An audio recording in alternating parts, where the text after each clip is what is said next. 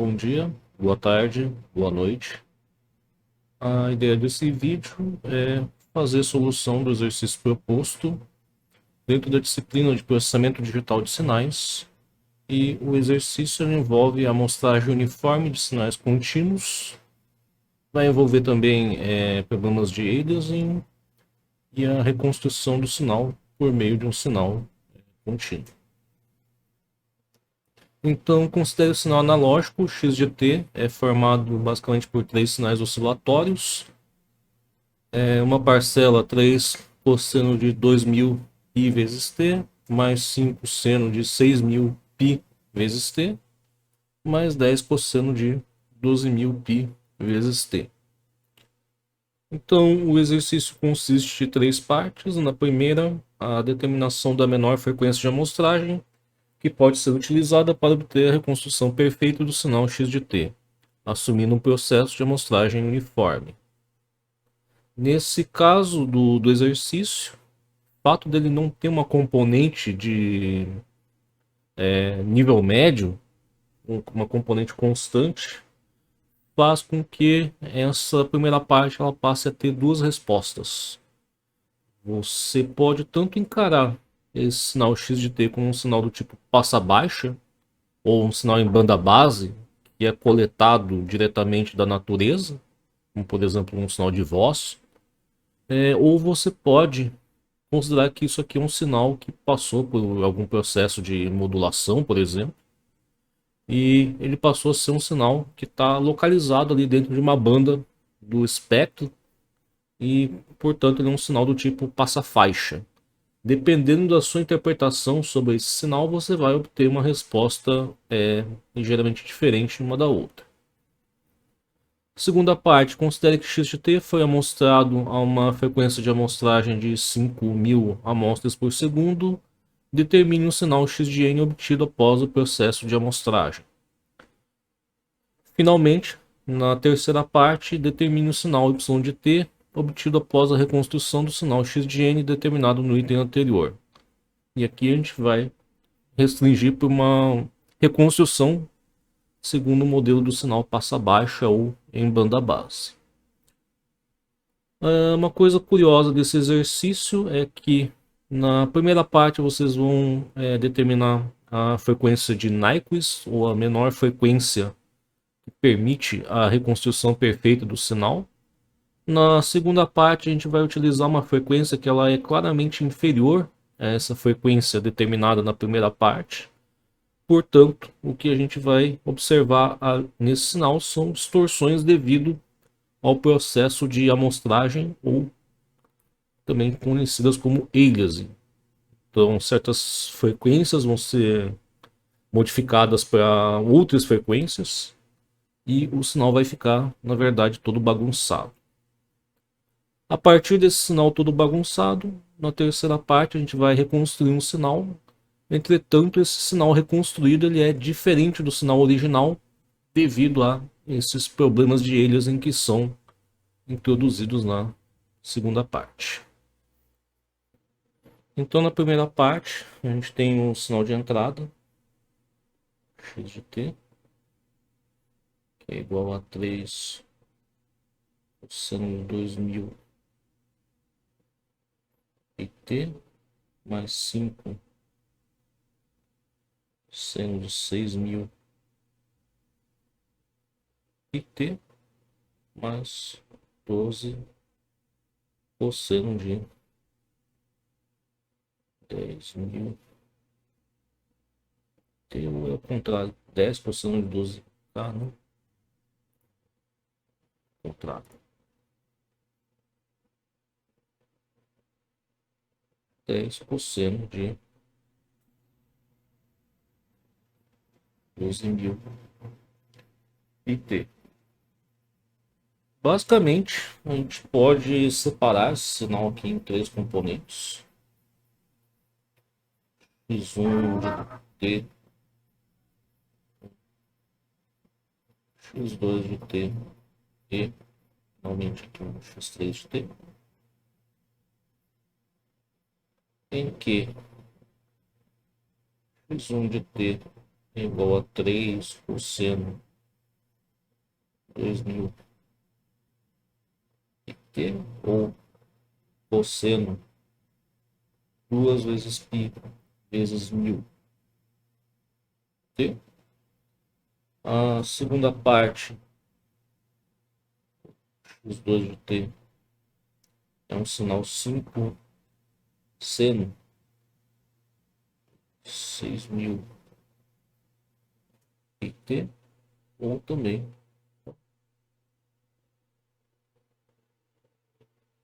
esqueci do 3 ali no primeiro, 5 seno 2 vezes π vezes 3000 vezes t.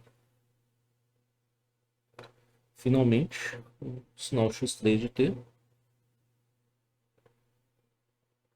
ele tem forma 10 cosseno 12.000 pt, que é igual a 10 vezes um cosseno de 2 vezes π vezes 6.000 vezes t. Se a gente decidisse, por exemplo, criar um gráfico aqui da transformada de Fourier desse sinal,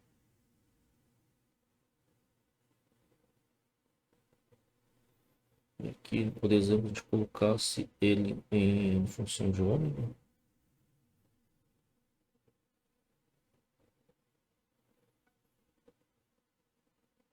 tem uma componente de seno ali, então talvez seja mais interessante plotar o valor absoluto do espectro aqui do x de j ômega. E você teria aqui, obviamente fora de escala, mas exatamente aqui em 2000 π e em menos 2000 π, você teria aqui duas componentes, cuja altura seria exatamente aqui 3 vezes π, correto? Que equivalem ao sinal x1 de t. Em uma segunda frequência aqui, 6.000 π e exatamente menos 6.000 π, você também teria aqui duas componentes, cada qual com uma altura de 5 vezes π.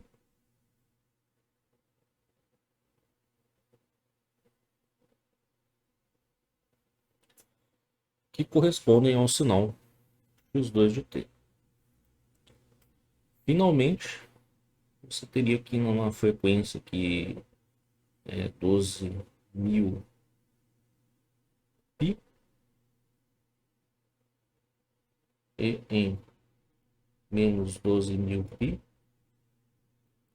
a terceira componente, que corresponde ao sinal x3 de t, cuja altura ela é 10 vezes π. E aí, na primeira parte, a pergunta é: qual é a menor frequência de amostragem possível, assumindo um processo de amostragem uniforme, é necessário para você permitir a reconstrução perfeita desse sinal após um processo de amostragem. E aí, como eu comentei na introdução do exercício, existem duas interpretações que você pode fazer em cima desse sinal. Você pode considerar que esse é um sinal em banda base. Então, sinais em banda base, o início da largura de banda ela sempre começa aqui, uma frequência zero. E para eu conseguir conter todo o conteúdo do sinal, essa largura de banda ela tem que ir até aquele valor de 12.000 π, que equivale aqui a uma largura de banda caso o sinal seja interpretado como um sinal do tipo passa baixo, um sinal em banda base. Note que eu não estou colocando os valores, porque depois a gente tem que fazer uma compensação de frequência angular para frequência linear propriamente dito. A outra interpretação possível que pode ser feita em cima desse sinal é se esse sinal, por exemplo, fosse advindo de um processo de modulação AM. Então, na verdade, esse sinal ele estaria deslocado pela frequência de uma portadora, mas a largura de banda ali do sinal ainda estaria ao redor de um certo valor. Digamos que isso aqui fosse realmente um sinal advindo lá de um processo de modulação AM, portanto um sinal que não está mais na banda base, eu poderia interpretar esse sinal aqui como um sinal cuja frequência mais baixa ela começa ali na verdade, em 1000 Hz e iria até 6000 Hz. Eu poderia interpretar esse sinal como se a largura de banda dele fosse essa largura de banda em azul. E note que, dependendo de como você interpreta esse sinal, a largura de banda efetiva do sinal ela vai ser diferente. Então vamos resolver aqui primeiro, assumindo que x de t é um sinal em banda base.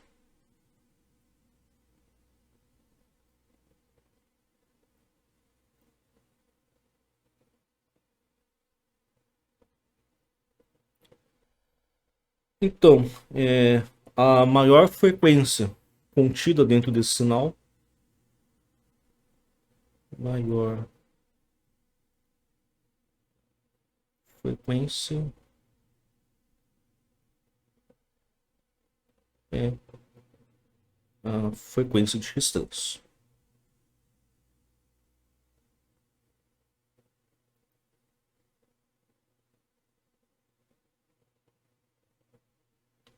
E o X3 de T,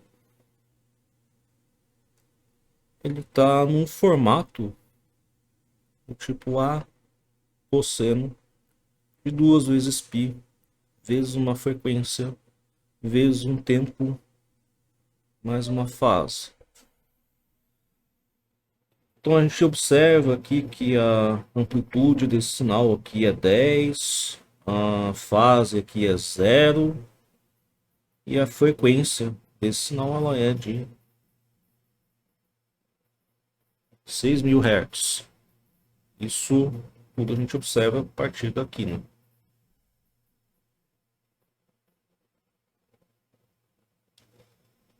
Então, a largura de banda, lembrando que quando o sinal está em banda base, a gente precisa considerar que a frequência zero está contida dentro da largura de banda do sinal. Então, a largura de banda ela vai ser a maior frequência do sinal, que é de 6000 Hz.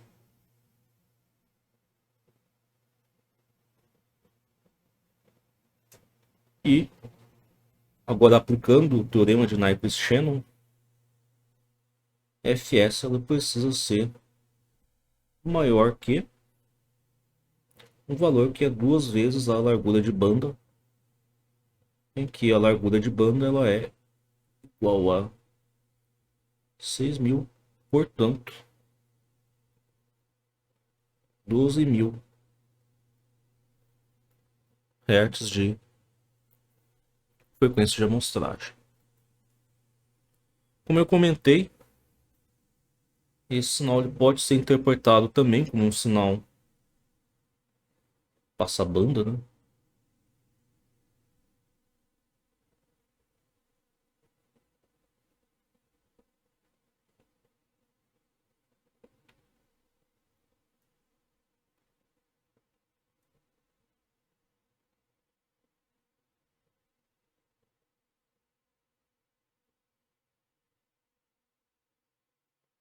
Então, a largura de banda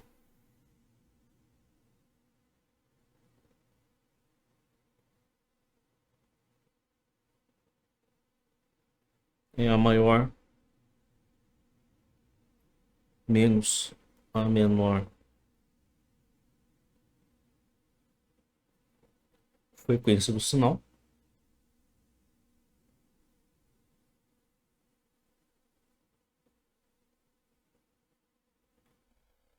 Portanto, se a maior frequência pertence a x3 e a menor frequência, como a gente consegue observar pelo espectro, pertence a x1, então a largura de banda desse sinal ela vai ser igual a 6.000. Cai em vermelho, que é de onde está vindo.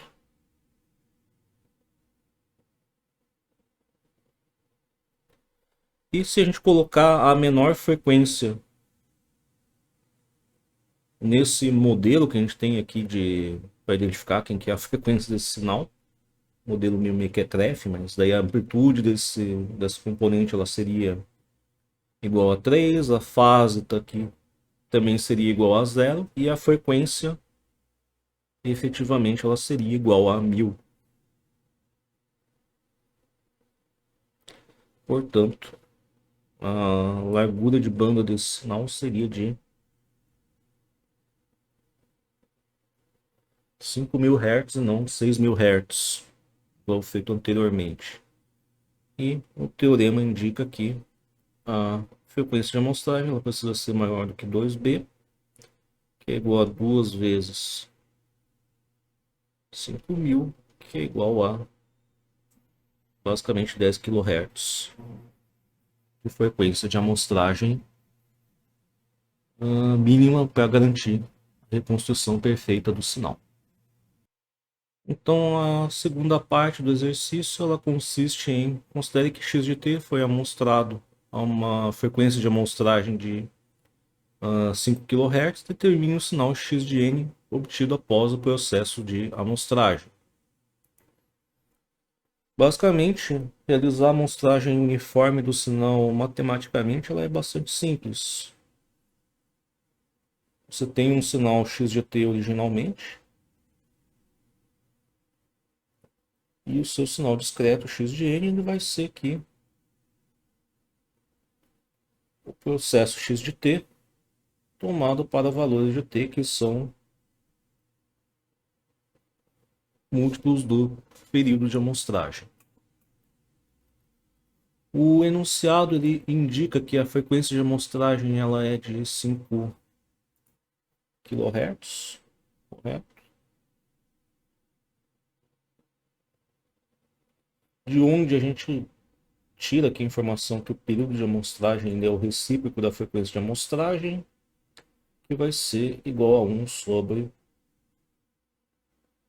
5.000. E outra coisa é que, imediatamente anteriormente a essa parte do exercício, vocês determinaram aqui que caso a gente assumisse que o sinal é do tipo em banda base, a menor frequência de amostragem seria de 12.000 amostras por segundo. Caso ele fosse um sinal passa-banda, a menor taxa de amostragem seria de 10.000 amostras por segundo. E a gente está mostrando a 5.000 amostras por segundo, que certamente vai gerar problemas caso a gente quisesse aproveitar a informação desse sinal x de t. Então, na prática, não façam isso.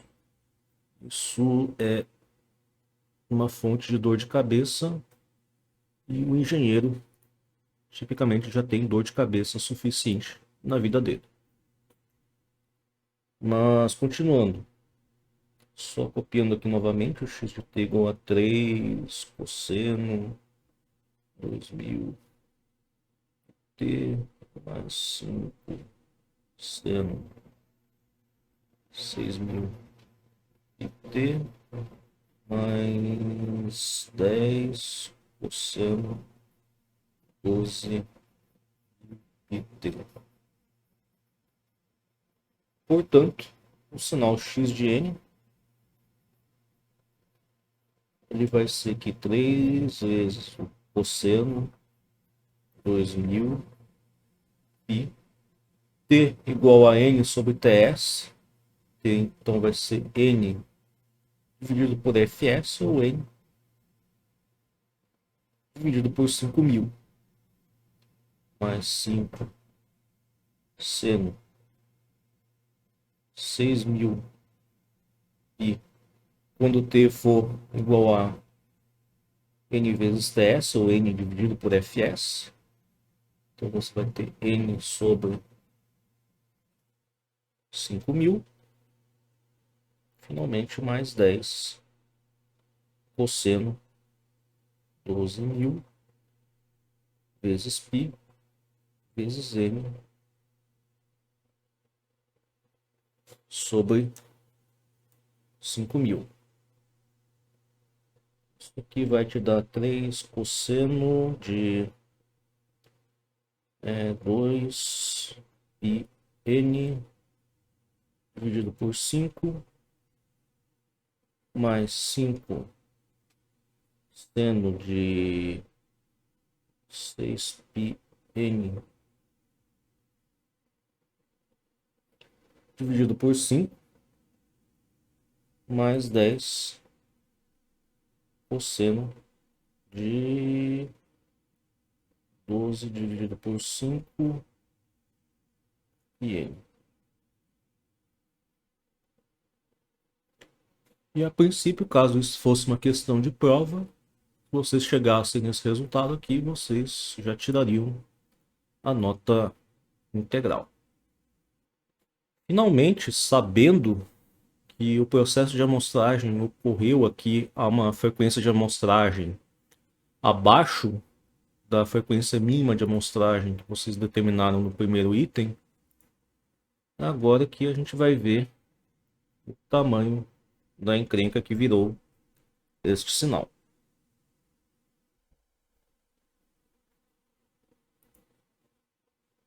Então, antes aqui uma breve explicação. Se você está mostrando esse sinal a 5.000 amostras por segundo, a maior frequência aqui, ou frequência mais alta do sinal que pode ser amostrado por esse sistema sem ocorrer perda de informação, ela é, geralmente se coloca assim, né, fs maior do que 2 vezes a maior frequência do sinal ou a largura de banda do sinal. Quando isso é uma igualdade, então essa frequência ela é igual a fs sobre 2 no pior caso possível. Você está lá no limite do teorema da amostragem e você está mostrando criticamente este sinal. Se você fizer esse processo de amostragem no sinal x de n igual a... Vou usar outro nome aqui para ver aqui um sinal z de t, que ele é, por exemplo, exatamente um cosseno de 2 vezes π fs sobre 2 t, mas não vai importar muito para o que a gente quer fazer aqui. Esse sinal z de n, ele seria então o cosseno 2 vezes π fs, o t ia virar aquele 1 sobre fs, cancela aqui, cancela aqui, n. E se a gente tentasse decompor esse sinal naquele modelinho que a gente usou aqui anteriormente para identificar quem que é a frequência do sinal, poderia trocar o cosseno ali por seno sem grandes problemas, caso o sinal não fosse um cosseno, fosse um seno no lugar, tanto faz. Então se transformaria isso aqui num cosseno, na verdade seria o cosseno de πn só, né? Ficaria 2 vezes π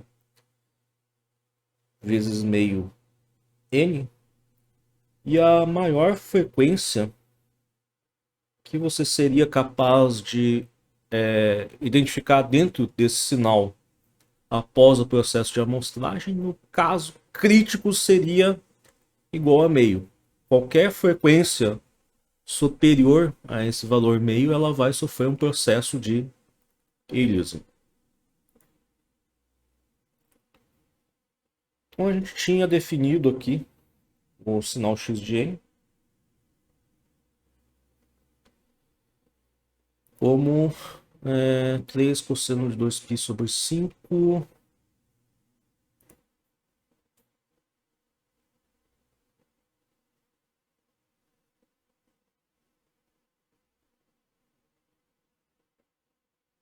mais 5 seno de cadê? 6π sobre 5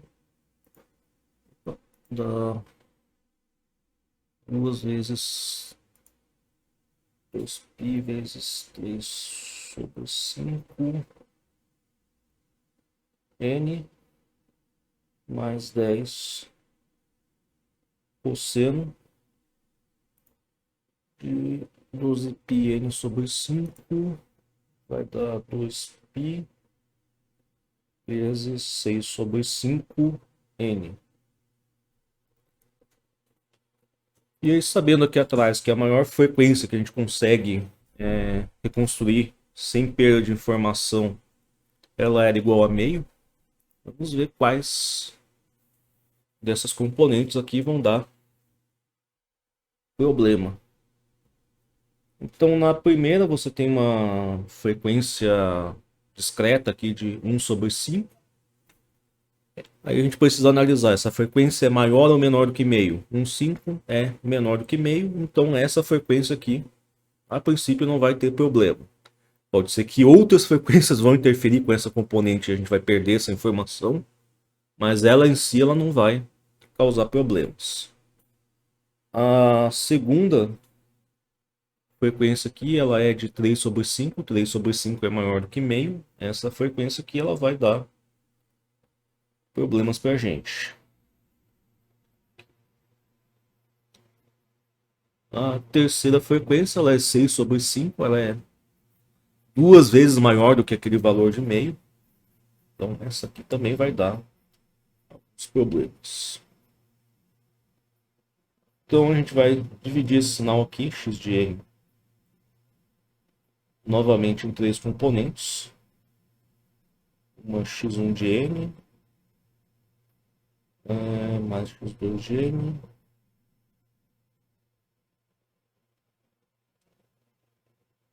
mais x3 de n, em que x1 de n igual a 3 cosseno de 2π vezes 1 sobre 5n.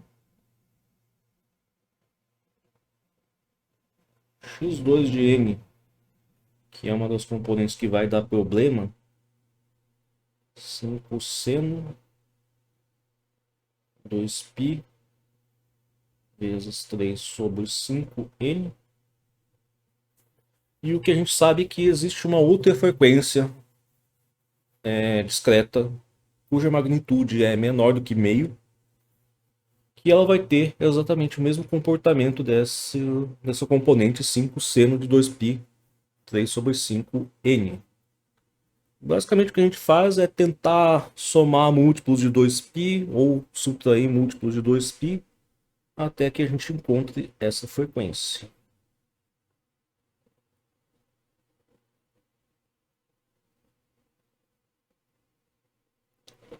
Se eu somar qualquer múltiplo de 2π aqui, eu não estou alterando, uma vez que o seno é uma função periódica com período 2π. Só que no caso, eu vou tentar primeiro aqui subtrair 2 vezes π. Quase sempre você acaba tendo que multiplicar aqui pela variável independente. Ao contrário, você acaba não alterando a frequência dessa componente. Então isso aqui seria 5 seno de 2 vezes π, eu posso colocar aqui em evidência. 3 sobre 5 menos 1, isso vezes n, que vai me dar aqui 5 seno, na verdade, menos 2 vezes π vezes 2 sobre 5 n. 2 sobre 5, menos 2 sobre 5 no caso, ele tem uma magnitude que ela é menor do que meio.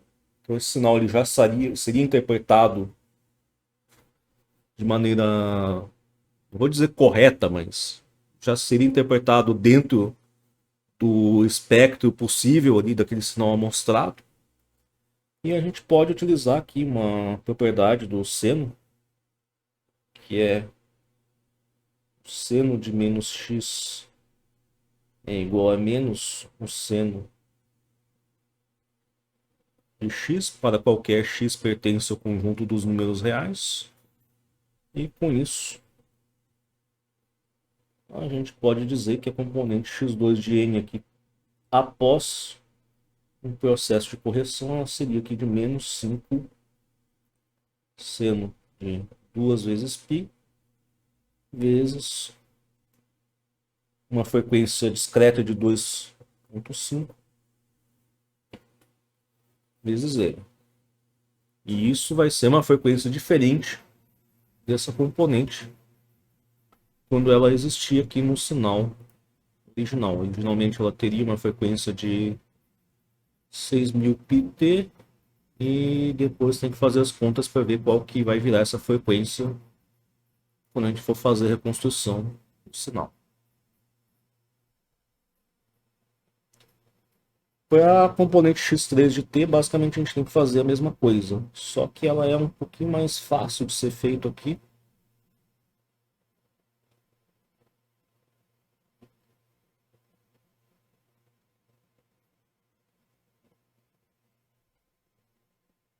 Uma vez que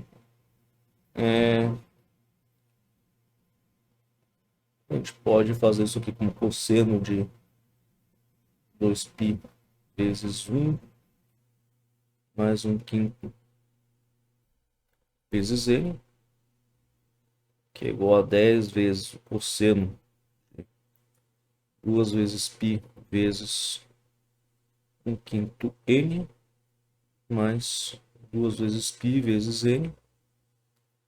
Sabendo que n é um número inteiro, essa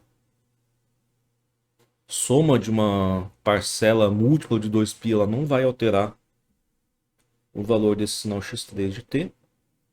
E, portanto, ele pode ser interpretado aqui como 10 vezes um cosseno 2 vezes π vezes 1 sobre 5n. A frequência discreta desse sinal ela é de 1/5 e ela é menor do que meio. Então esse sinal já está propriamente corrigido.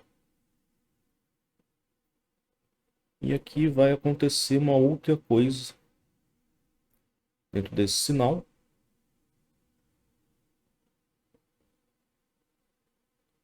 Então você tem a primeira parcela, a x1 de n, que ela não sofreu esse processo de correção. A segunda parcela, ela virou menos 5 seno 2 vezes π vezes 2 sobre 5n. E a terceira parcela, cosseno de 2π vezes 1 sobre 5n. Entretanto,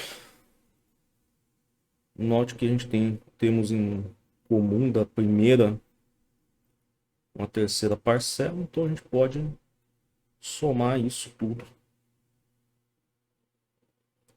13 cosseno 2 vezes π vezes 1 sobre 5n. Então notem que aquela primeira parcela que ela não deveria sofrer aliasing, ela acaba sendo corrompida da mesma maneira. Você passa a observar aqui somente 13 vezes cosseno de 2π vezes 1 sobre 5 e caso você não tivesse informação sobre esse sinal antes dele ser amostrado, você não teria como garantir que essa magnitude aí ela realmente veio do sinal original ou isso veio de algum sinal interferente ali devido ao processo de aliasing. E agora a gente observa dentro desse sinal, antes eram 3 componentes oscilatórios, o aliasing transforma esse sinal num sinal com somente duas componentes oscilatórias. Então, certamente você está perdendo informação dentro desse processo. Finalmente, para a gente recuperar o sinal não é de analógico, mas é simplesmente um sinal contínuo, a partir desse sinal com ele, a gente faz o processo oposto ao que a gente fez aqui. Se inicialmente a gente considerou um sinal x de n, que ele era o x de t, quando t igual a t minúsculo igual a nts, aqui a gente vai gerar um sinal contínuo a partir daquele sinal discreto. Entretanto, esse sinal não é mais o x de t, ele é um y de t. Ele vai ser igual a um x de n, se 1 era igual a nts, que vai ser quando n igual a t sobre ts, que é igual a t vezes fs. Correto? Nossa. Detecção de palma falhou miseravelmente comigo aqui. Mas então você teria aqui 13 cosseno de 2 vezes π vezes 1 sobre 5. Agora a gente substitui n por t vezes fs. Então você teria que t vezes 5.000, que era a frequência de amostragem desse sistema, menos 5 seno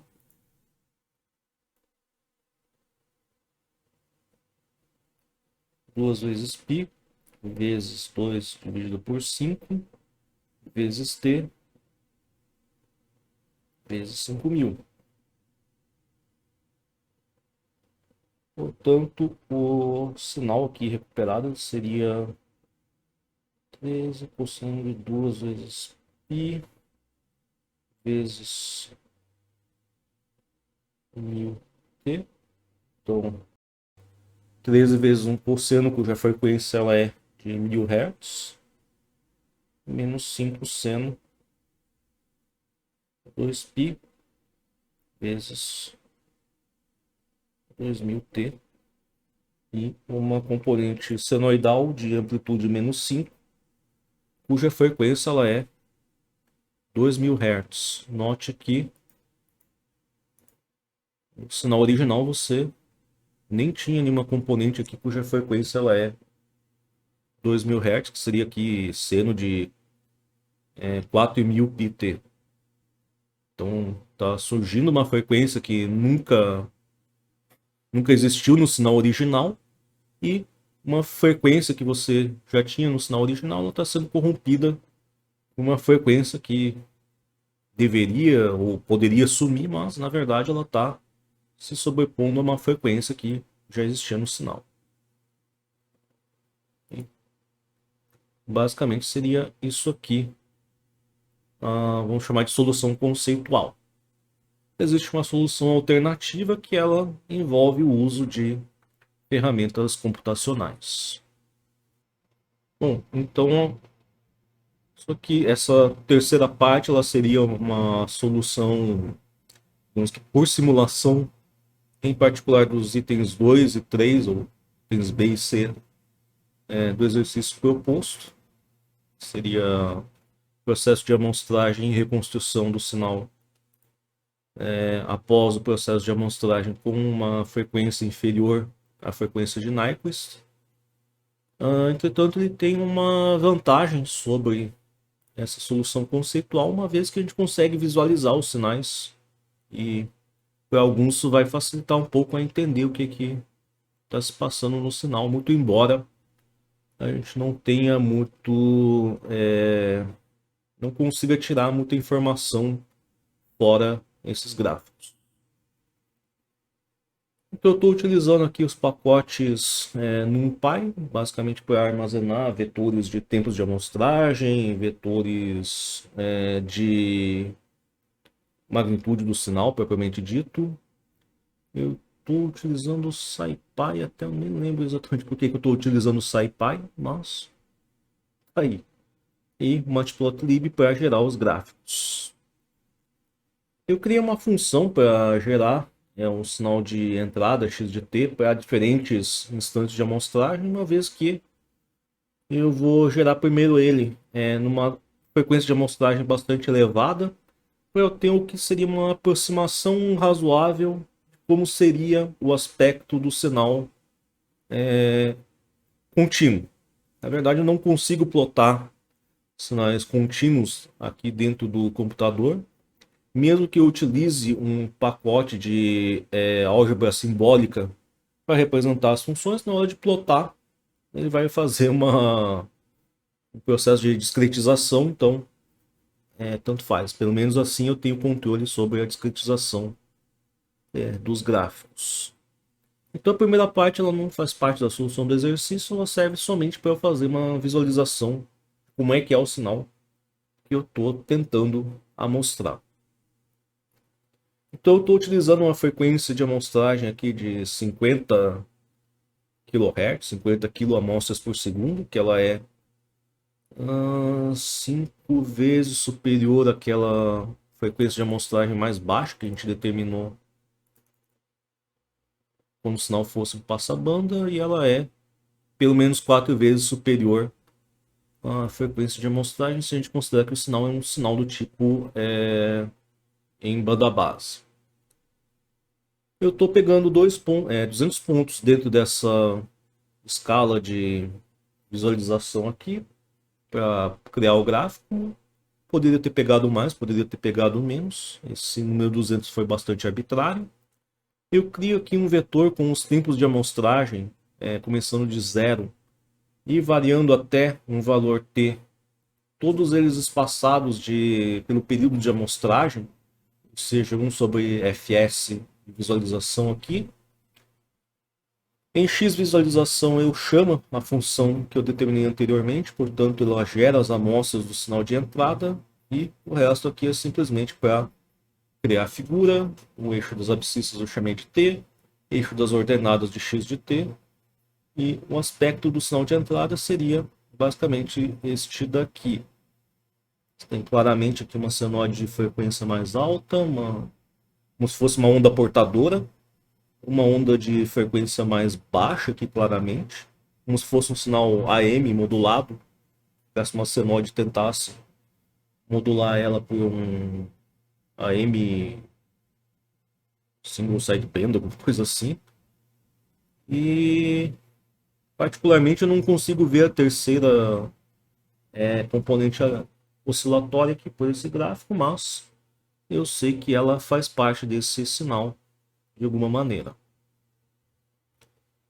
Na segunda parte eu vou pegar esse sinal analógico aqui, fazer um processo de amostragem com a 50 kA amostras por segundo e vou visualizar o que sobra desse sinal após o processo de amostragem. Então basicamente eu simplesmente troco a frequência de amostragem que eu utilizei aqui, utilizo aqui o mesmo período de observação. Certamente ele vai ter menos pontos do que aqui em cima, mas provavelmente vão ser suficientes para a gente observar o sinal, já que a gente pegou aqui vários períodos do sinal. E o gráfico desse sinal discreto ele é mostrado aqui. Então, intuitivamente, a gente percebe que a partir de somente esses pontos aqui, fazendo um processo de interpolação, você certamente não conseguiria recuperar esse sinal aqui. Ou se você consegue recuperar esse sinal aqui, você está fazendo alguma coisa errada.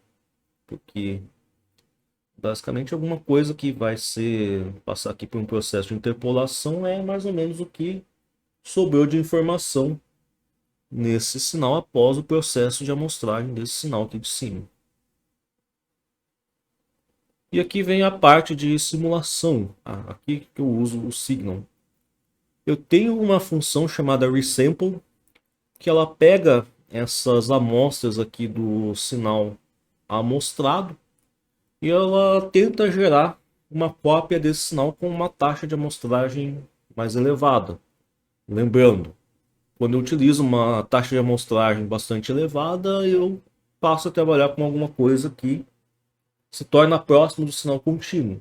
Então, basicamente, eu estou pegando esse sinal aqui. Quando eu aumento essa taxa de amostragem por valor bastante elevado, eu estou basicamente fazendo um processo de reconstrução desse sinal discreto num sinal contínuo. Então, eu volto esse sinal para aquela taxa de amostragem bastante elevada que eu estava usando no começo aqui de 50 kHz. E o sinal observado ele é esta forma de onda aqui que é bastante razoável de você interpretar ela a partir dessas amostras aqui que você tinha.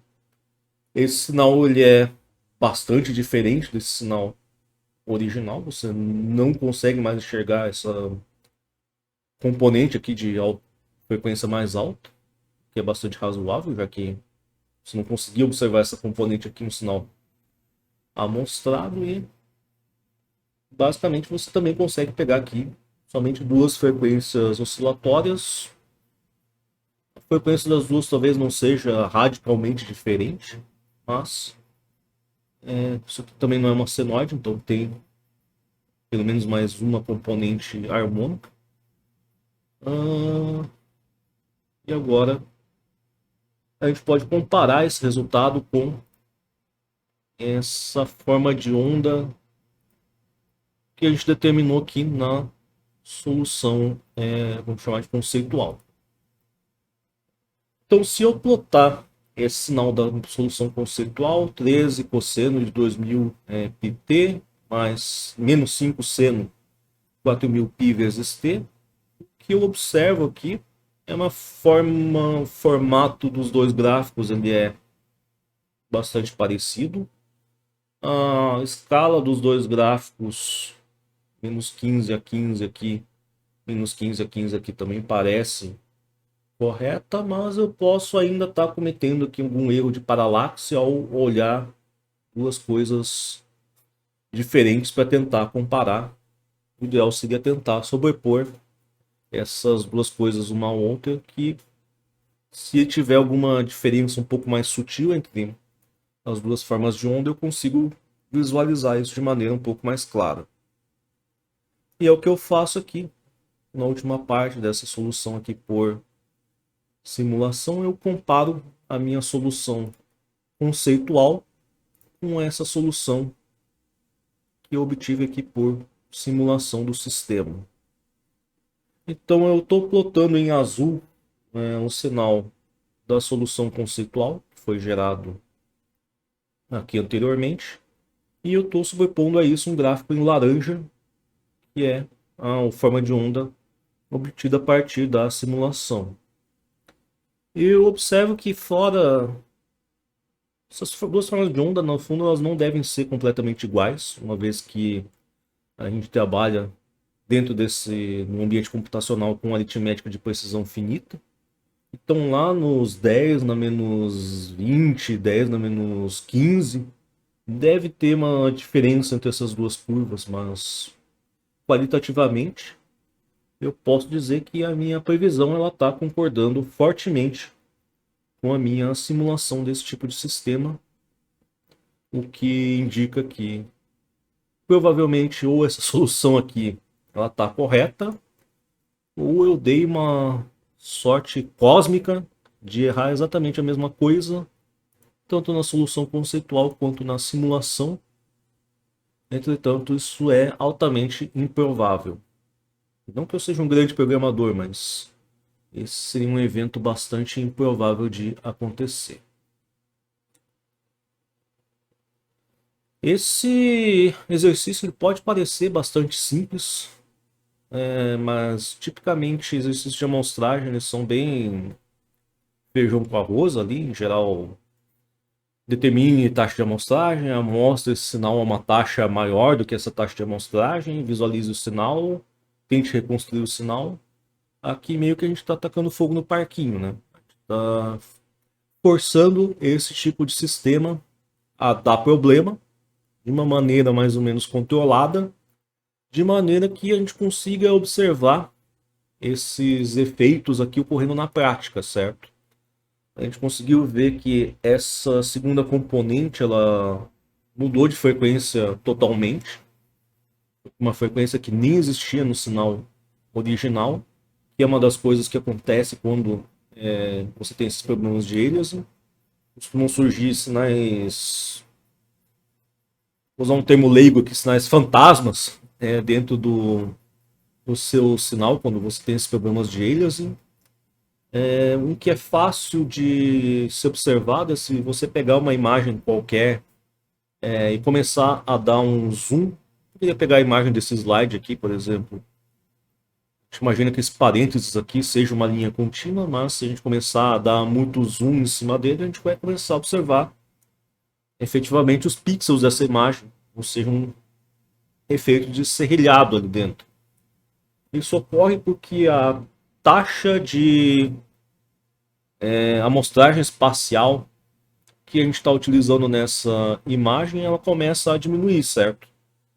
O pixel que ele era bem pequeno nesse nível de zoom, quando a gente vai colocando um zoom bem grande, o tamanho do pixel dentro da imagem de vai começando a ficar bastante elevado, até que a gente consegue observar que isso aqui não é bem uma linha contínua, mas sim ela é um aglomerado de pixels. E se a gente olhar para a borda, a gente vê aquele efeito de serrilhado. Seria mais ou menos o que aconteceria aqui nesse caso.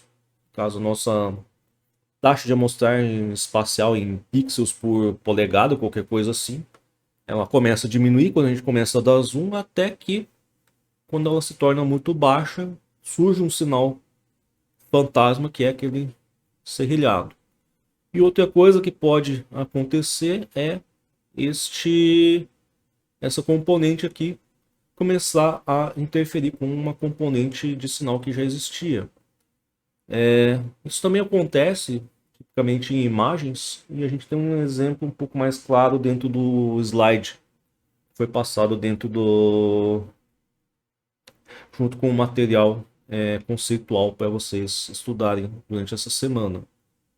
Existe uma foto de uma parede de tijolos ali dentro do slide, e quando você começa a diminuir a taxa de amostragem dessa imagem, ou seja, o número de pixels dela, você começa a perceber um efeito de ondulação ali dentro daquela parede, que certamente ele também não é como se fosse também um sinal fantasma, mas ele está se sobrepondo a um sinal que já existia ali dentro, que era aquele padrão típico de uma parede de tijolos.